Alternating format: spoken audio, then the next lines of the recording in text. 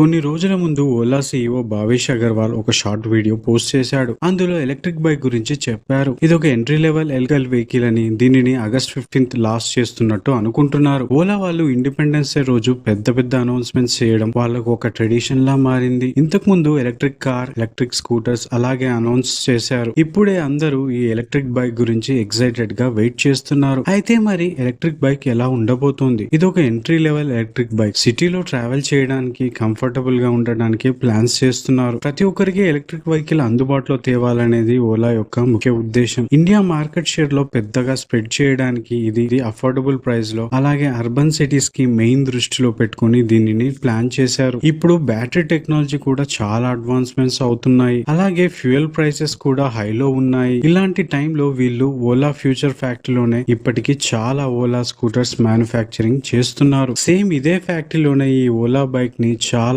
Quality standards తో కూడా తయారు చేస్తారట. ఇది కనుక అఫోర్డబుల్ ప్రైసెస్ లో వస్తే ఎలక్ట్రిక్ మార్కెట్ ని, ఇండస్ట్రీని షేక్ చేస్తుంది. చూద్దాం ఆగస్ట్ 15th లో ఎలాంటి అప్డేట్స్ వస్తాయో. మరిన్ని అప్డేట్స్ కోసం వెయిట్ చేయాల్సిందే. ఈ వీడియో కనుక మీకు నచ్చినట్లయితే లైక్ చేయండి, షేర్ చేయండి అండ్ సబ్స్క్రైబ్ చేసుకోండి. Thank you.